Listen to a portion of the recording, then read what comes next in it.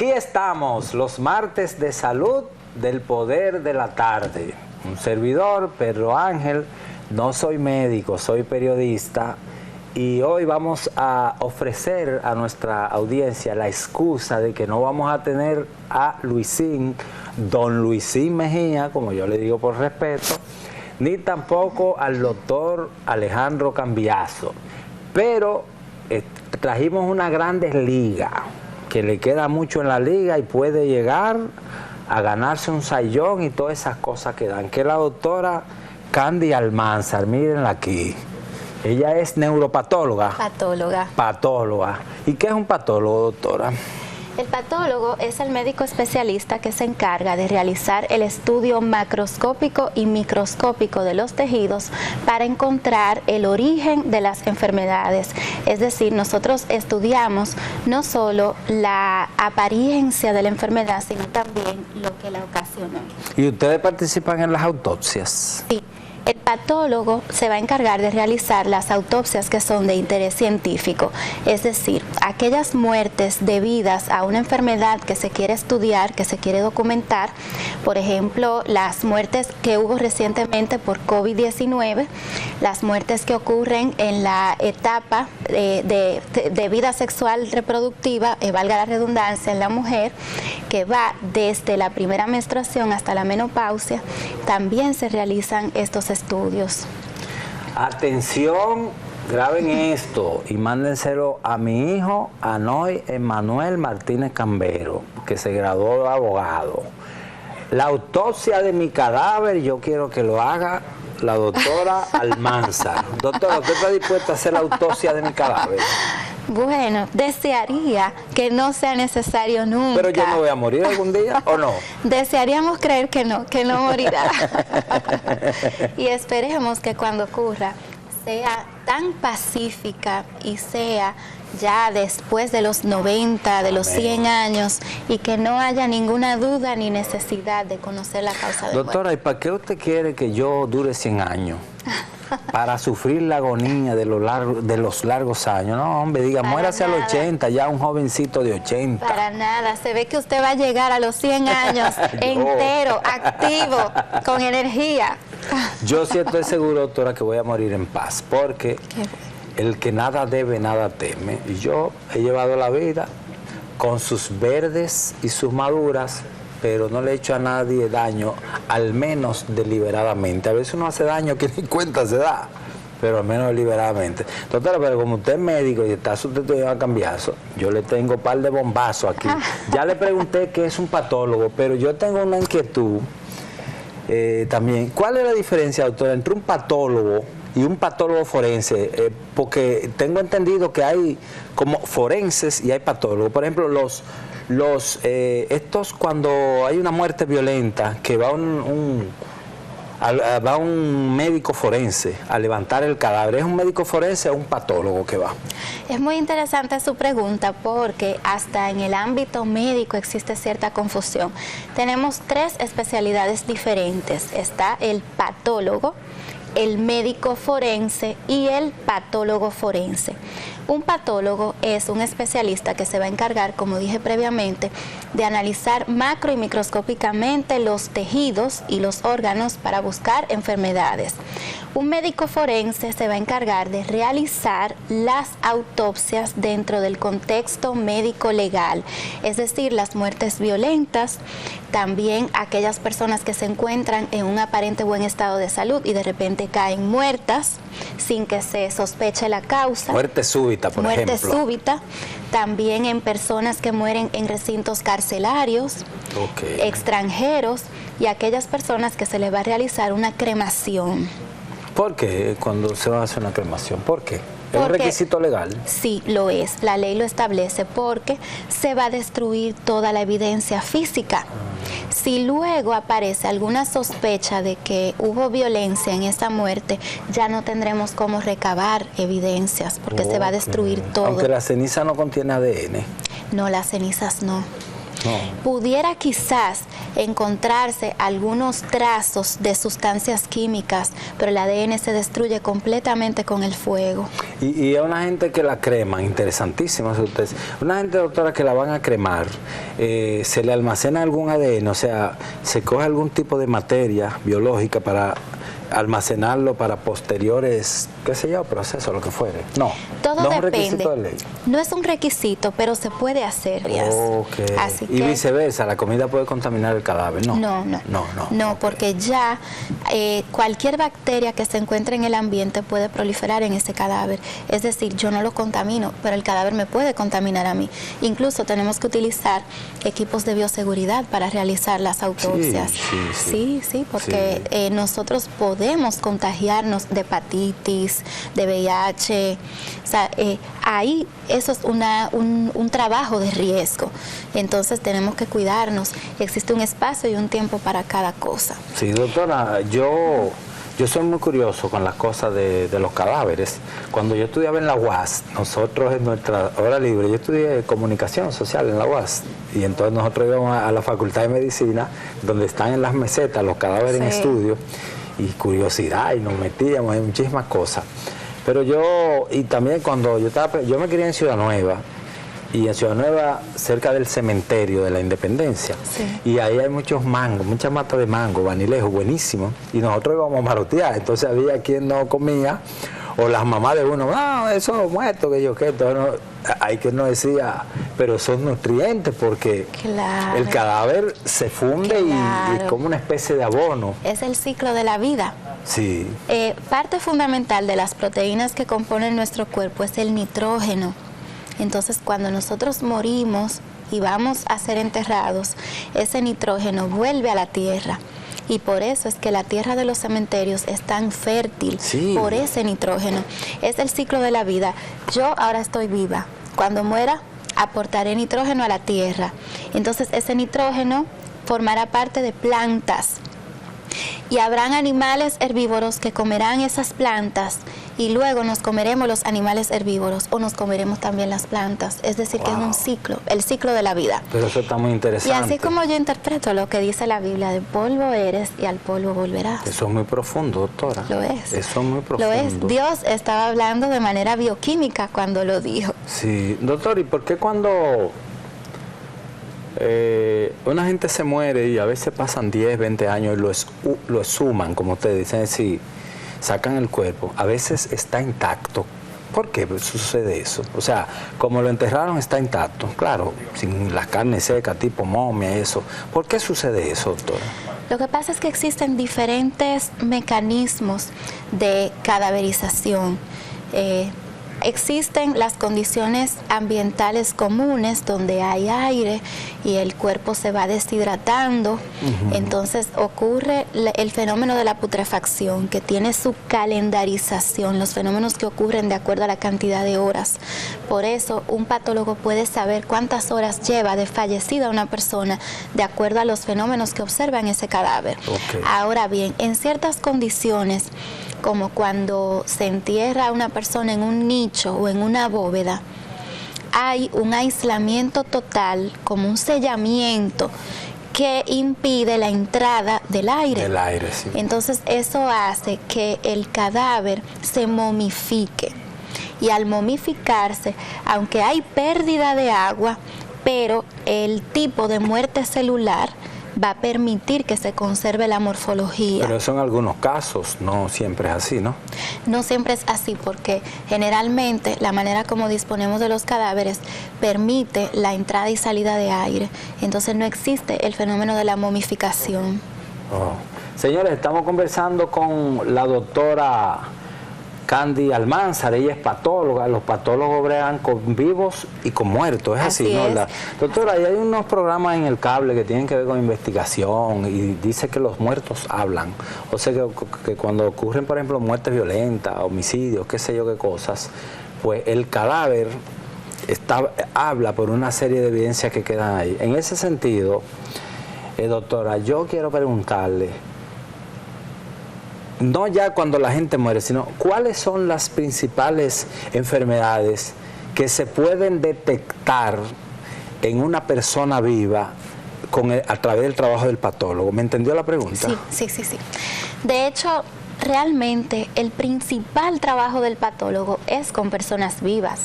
Cuando menciono que soy patóloga, casi todo el mundo piensa que es con cadáveres que trabajo, pero no. Mi mayor parte de trabajo es con personas vivas. Nosotros vemos las llamadas biopsias. Cada vez que un cirujano opera a un paciente, un ginecólogo, un urólogo, va a extraer muestra. Cuando sacan una vesícula biliar, cuando sacan un apéndice fecal, cuando extraen un útero, hasta la placenta que expulsa una mujer mientras da a luz se puede analizar. Entonces el patólogo va a trabajar principalmente con vivos. Estudiaremos las biopsias para poder dar los diagnósticos que permiten que el médico tratante pueda poner un tratamiento adecuado. Incluso nosotros también trabajamos en los programas de tamizaje y de prevención, como los de tamizaje de cáncer cervicouterino y de displasia. Los Papa Nicolau son estudiados por los patólogos. Okay. Entonces es una especialidad diagnóstica. Porque, doctora, también patología es sinónimo de enfermedad. Entonces, ¿cómo diferenciamos patología de lo que es la ciencia médica que estudia esa área? ¿Y cómo lo diferenciamos de la enfermedad como patología? Por ejemplo, yo le digo, bueno, yo tengo una patología en el hígado, con lo cual estoy diciendo de enfermedad del hígado. Pero, por ejemplo, yo digo, bueno, yo voy a buscar un patólogo. Entonces la gente me dice, ven acá, si tú un patólogo que tú tienes patología aguda, qué sé yo. ¿Cómo uno diferencia eso? Es también muy interesante esta pregunta. Patología, si nos vamos a la etimología de la palabra, quiere decir el estudio de la enfermedad. Entonces, ¿qué sucede? Mi especialidad realmente se llama anatomía patológica. Yo estudio la anatomía de las enfermedades. Ahora bien, se ha acuñado el término de patología para esta especialidad porque vamos a abarcar también el ámbito de la citología, es decir, el estudio de los Papa Nicolau, de los líquidos cuando un paciente tiene derrame pleural, derrame pericárdico, ascitis, y también para incluir la parte de las autopsias. Para incluir la parte de las autopsias. De las autopsias científicas. Y que más temprano olvidamos mencionar la tercera especialidad, que era la de patología forense. Patología forense, así es. Un patólogo forense es un anatomopatólogo como yo, que también ha recibido un entrenamiento para autopsias médico-legales. Es decir, la patología forense es una subespecialidad de la anatomía patológica. Ok, mire qué interesante. Señores, nosotros estamos hablando con la patóloga Candy Almanzar.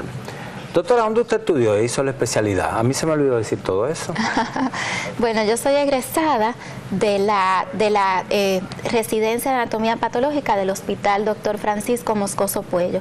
Es la única escuela de anatomía patológica que tenemos en Santo Domingo.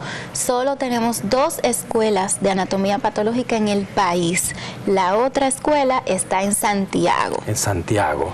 ¿Y dónde usted trabaja o dónde ofrece servicio como patóloga? Bueno, actualmente yo soy gerente de anatomía patológica del Hospital Ney Arias Lora. Solo está ahí. Y un paciente puede ir, como va donde un gato, déjame ir donde un gato que me duele el estómago. Uno puede decir, déjame ir donde un patólogo para ver si tengo cáncer. No, porque nosotros no extraemos la muestra, solo la estudiamos. Siempre recibo pacientes con esa misma inquietud. Pero usted, o sea, los pacientes lo consultan. ¿Usted tiene una consulta donde van pacientes en turno para ir a verla? No exactamente, okay. pero sí vemos pacientes. Hay casos, hay biopsias, como por ejemplo las biopsias de piel, las biopsias cerebrales, que para poder llegar a un diagnóstico concluyente tenemos que hablar con el paciente, tenemos que ver su tomografía, tenemos que ver la lesión, saber cuál fue la progresión a través del tiempo.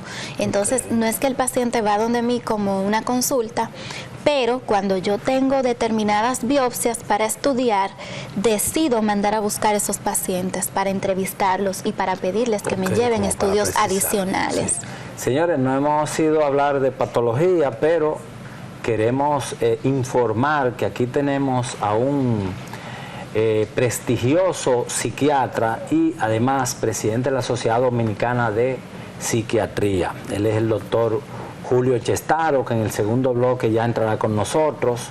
Hay uno de los productores nosotros que me dijo, yo me voy porque me pueden dejar interno. Yo dije, no te preocupes, que de poetas, cantantes y locos todos tenemos un poco. Así que aspiramos que solo entrevistemos al doctor Chestaro y no haga un referimiento camino al peaje, o sea que, pero ahí lo tenemos, vamos a tener. Y también yo quiero recordar que nosotros estamos en las redes, en El Poder de la Tarde, ese es nuestro canal de YouTube, y también @El Poder de la Tarde en Instagram. ¿Cuál es la importancia de las redes? No solo que ustedes le den a seguir, que sería lo adecuado para estos contenidos variados que nosotros preparamos aquí, sino que ahí nosotros colocamos esas entrevistas, estas consideraciones que dio la muertóloga, digo, la patóloga, y también lo que vamos a hablar, el tema de la salud mental. En el tema de salud mental hay mucho que hablar, doctora, porque usted sabe que el COVID-19 impactó mucho en todos los órdenes, en la depresión, problemas de conducta y hasta en los suicidios. Todo eso como que se movió un poco. ¿Qué usted cree del suicidio, doctora?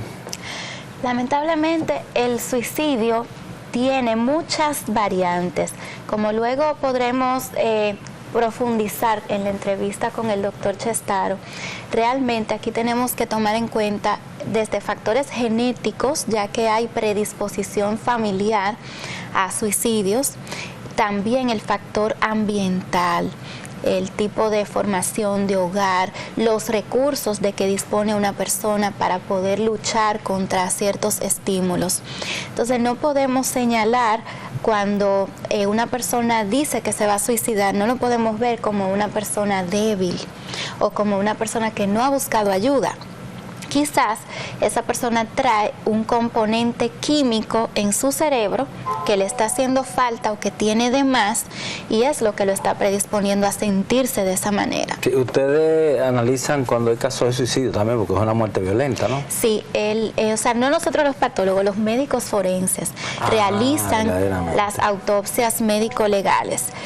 Cuando yo estaba haciendo la residencia, nosotros rotamos durante 6 meses por patología forense y me tocó participar en varias autopsias de suicidio. Ajá. Era desgarrador leer las cartas de suicidio con muchas veces huellas de las lágrimas. Porque ustedes tenían que analizar esas evidencias también, no solo los tejidos. Claro, porque muchas veces es un aparente suicidio y termina siendo un homicidio. ¿Cómo así? Sí.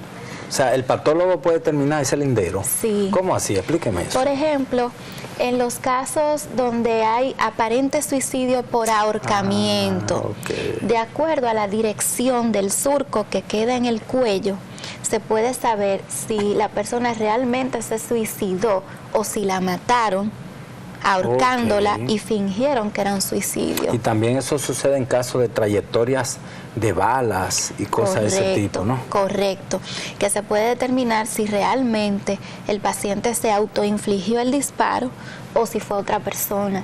Sí. O sea, hay muchas evidencias que se van a recolectar. Eso es un trabajo muy minucioso. De hecho, una autopsia bien realizada puede tomarse fácilmente de 4 a 6 horas para su realización. Sí, o sea, no solo por suicidio, sino en sentido general, En sentido general. Wow, pero eso está muy interesante. Que eso es importante saberlo porque a veces los familiares se desesperan y quieren que se les entregue su fallecido rápidamente, pero es un estudio que tarda bastante y se toman muestras de todos los tejidos, se fotografía absolutamente todo, desde el largo del cabello, cada marca, cada lunar, cada cicatriz, la piel por fuera, por dentro, la capa muscular, la capa de grasa, todo. Había antes un programa de una patóloga forense, yo creo que era, muy famoso, doctora, que yo qué, sí, ¿no? ¿Te acuerdas? Sí, que era inglesa. Que era inglesa, ajá, así mismo es. Sí. Mira, doctora, y las herramientas de ahora con relación a antes para realizar una patología, supongo que antes usaban gilet de afeitar, y ahora ¿cómo es la cosa? Realmente la ciencia permite que se vaya adelantando y que se utilicen instrumentos que son más cómodos para nosotros. Entonces sí contamos con aparataje específico para realizar autopsias. Pero el moreno fuerte que va al lado, que es el que abre la costilla, ese avanzado ya está más sofisticado. Porque una vez yo le digo, mi trabajo de reportero, una vez voy yo y hay un tigre así, bro. Y entonces él es que le dicen, corta aquí, va y corta la costilla. Muy famoso él, muy famoso. Sí, famosísimo. Y él está ahí todavía en patología forense. No, ya se pensionó. Sí, porque él debe tener... Sí, ya se pensionó. Sí. ¿Y cuál es el rol de él? Él coge una mandarria, ¿cómo es la cosa? Porque ese no ha evolucionado, ahí no hay tecnología, ni vanguardia, nada de eso, ¿no? No, para nada. De hecho, debo decir que tanto el Laboratorio de Patología Forense de INASIF, que es el que se va a encargar de las autopsias médico-legales, como el Instituto de Patología Forense, doctor Sergio Sarita Valdés, que se encarga de las muertes naturales, es el de la UAS, tienen equipos modernos, tienen unas instalaciones que no tienen nada que envidiarle a las de fuera, todo pintado de blanco, un piso limpísimo. Sí, o sea, ya puede comer picapollo ahí, por ejemplo. Es muy pulcro. Sí, muy pulcro. Muy pulcro y tienen sus equipos. Ahora bien, es verdad que a todo a lo que se le da mucho uso, tiene cierto desgaste, a veces se daña una nevera, a veces se daña un equipo, pero no es como la imagen que tenemos popularmente. Anteriormente, sí, 20, 30 años atrás. Exacto, no es así. Y lo que sucede con esos técnicos, que se llaman técnicos de autopsia, es que originalmente la función de ellos es el traslado de los cadáveres, es decir, ellos se encargan de sacarlo del vehículo, colocarlo en la mesa, llevarlo a la nevera, porque es un trabajo que, por ejemplo, yo no lo puedo realizar. Claro.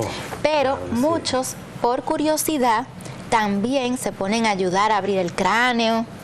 Por ejemplo, el costótomo. Los auxiliares se ponen a abrir, claro. Sí, porque, por ejemplo, imagínense yo dando cegueta para abrir un cráneo. Claro.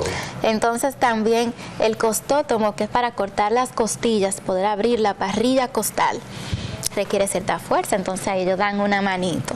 Ay, doctora, no me dé esos detalles porque no me daban ganas de morirme después.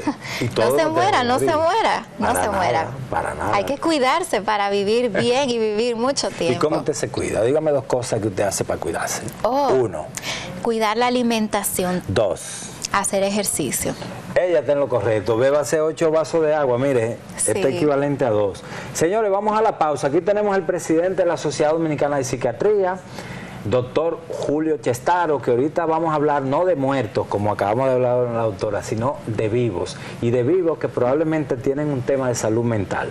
Así que en breve estamos aquí.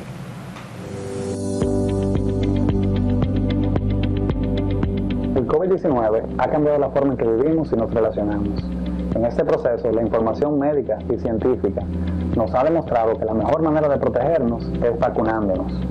Debido a que la protección de las vacunas es temporal y a que existen diferentes variantes, es de suma importancia colocarse una tercera dosis de refuerzo y de esta forma prevenir hospitalizaciones y muertes. Vacúnate y salva vidas.